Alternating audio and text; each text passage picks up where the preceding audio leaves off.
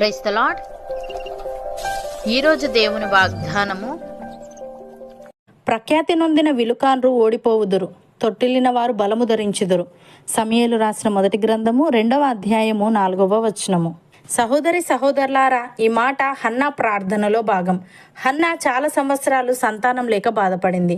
ఇతరులు ఆమెను అవమానించారు, తక్కువ చేసి చూశారు. చివరికి దేవుడు ఆమెకు సమూయేలు అనే శిశువును ప్రసాదించాడు. ఆ ఆనందంలో హన్నా ఈ ప్రార్థన చేసింది. ఇందులో ప్రధానమైన భావం, దేవుడు పరిస్థితులను తారుమారు చేస్తాడు. గర్వము గల వారిని కూలద్రోసి బలహీనులను లేపుతాడు. ప్రఖ్యాతి నొందిన విలుకాన్రు అంటే యుద్ధంలో బలమైన యోధులు అని అర్థం. ప్రఖ్యాతి అంటే అతనికి పేరు, కీర్తి, శక్తిని సూచిస్తుంది. కానీ దేవుడు ఒక క్షణంలోనే వారిని ఓడగొడతాడు. మనం ఎంత శక్తిమంతులమని అనుకున్నా దేవుడు లేకుంటే అది పనికిరాదు. తొట్టిలిన వారు అంటే బలహీనులు, నిస్సహాయులు, వెనుకబడిన వారు అని అర్థం. దేవుడు వారిని బలవంతులుగా చేస్తాడు. దేవుని సహాయం ఉంటే బలహీనులైన వారు కూడా గెలుపు పొందుతారు. ప్రియులారా, విశ్వాసులమైన మనము ఆత్మ సంబంధమైన యుద్ధంలో ఉన్నాము. మనము దేవుని సైనికులము. కాబట్టి ప్రతిరోజు మనము శత్రువులతో పోరాడుతూ ఉండవలసిన వారమై ఉన్నాము. అలా పోరాడుతూ విజయం సాధించడానికి కావలసిన ధైర్యాన్ని, శక్తిని ప్రతిదినం మనం దేవుని దగ్గర నుంచి పొందుకొనవలసిన వారమై ఉన్నాము.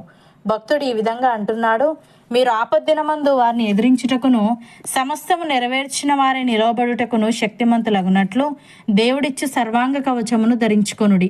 ఎలాగనగా మీ నడుమునకు సత్యమును దట్టి కట్టుకొని నీతి అను మైమరువు తొడుగుకొని పాదములకు సమాధాన సువార్త వలననైన సిద్ధ మనస్సును జోడు తొడుగుకొని నిలవబడుడి.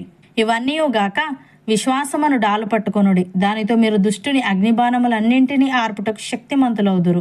మరియు రక్షణ అని శిరస్త్రాణమును, దేవుని వాక్యమును, ఆత్మఖడ్గమును ధరించుకొనుడి.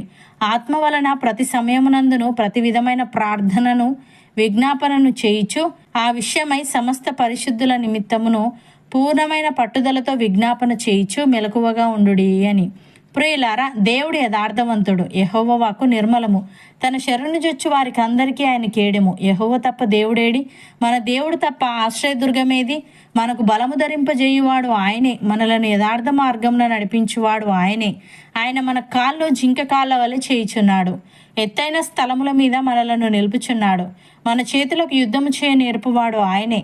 మన బాహువులు ఇత్తడి విల్లును ఎక్కుపెట్టును. ఆయన రక్షణ కేడమును ఆయన మనకు అందించుచున్నాడు. ఆయన కుడి చెయ్యి మనలను ఆదుకొనెను. ఆయన సాత్వికము మనలను గొప్ప చేసెను. అపోస్తలుడైన పౌలు కొరంతీలకు వ్రాస్తూ ఈ విధంగా అంటున్నాడు, ఎటుబోయినను శ్రమపడుచున్నను ఇరికింపబడు వారము కాము, అపాయములోనున్నను కేవలము ఉపాయము లేని వారము కాము, తరమబడుచున్నను దిక్కులేని వారము కాము, పడద్రోయబడినను నశించు వారము కాము.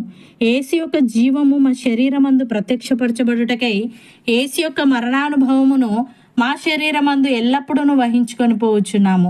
ఏలైనగా యేసు యొక్క జీవము కూడా మా మర్తి శరీరమునందు ప్రత్యక్షపరచబడినట్లు సజీవులమైన మేము ఎల్లప్పుడూ యేసు నిమిత్తము మరణమునకు అప్పగింపబడుచున్నాము.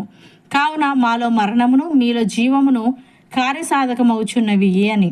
సహోదరి సహోదరులారా, దేవుని జ్ఞానానుసారముగా లోకము తన జ్ఞానము చేత దేవునిని ఎరగకుండినందున సువార్త ప్రకటనయను వెర్రితనము చేత నమ్మువారిని రక్షించుట దేవుని దయాపూర్వక సంకల్పమాయను. యూదులు సూచక క్రియలు చేయమని అడుగుచున్నారు, గ్రీసు దేశస్థులు జ్ఞానము వెతుకుచున్నారు. అయితే మేము సిలువ వేయబడిన క్రీస్తును ప్రకటించుచున్నాము.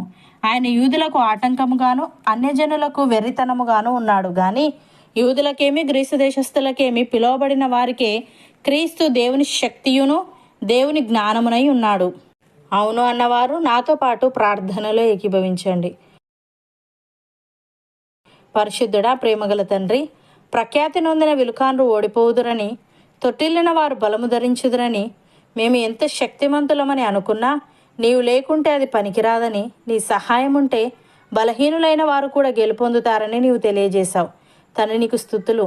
దేవా, విశ్వాసులమైన మేము ఆత్మ సంబంధమైన యుద్ధంలో ఉన్నాము గనుక మేము ప్రతిరోజు శత్రువుతో పోరాడుతూ ఆ పోరాటంలో విజయం సాధించడానికి కావలసిన ధైర్యాన్ని, శక్తిని ప్రతిదినం మేము నీ దగ్గర నుంచి పొందుకునే వారంగా ఉండుటకు సహాయము దయచేయమని, మాకు బలము ధరింపజేయువాడవు, మమ్మలను యథార్థ మార్గమున నడిపించువాడవు నీవే గనుక మా కాళ్ళు జింక కాళ్ళ వలె చేసి ఎత్తైన స్థలముల మీద మమ్మలను నిలిపి నీ రక్షణ కేడమును మాకు అందించమని ఆత్మ వలన ప్రతి సమయమునందును ప్రతి విధమైన ప్రార్థనను, విజ్ఞాపనను చేయుచు ఆ విషయమై సమస్త పరిశుద్ధుల నిమిత్తమును పూర్ణమైన పట్టుదలతో విజ్ఞాపన చేయించు మెలకువగా ఉండే ఆత్మీయత మాలో ప్రతి ఒక్కరికి నీవే అనుగ్రహించమని యేసుక్రీస్తు నామమున ప్రార్థిస్తున్నాము తండ్రి. ఆమెన్.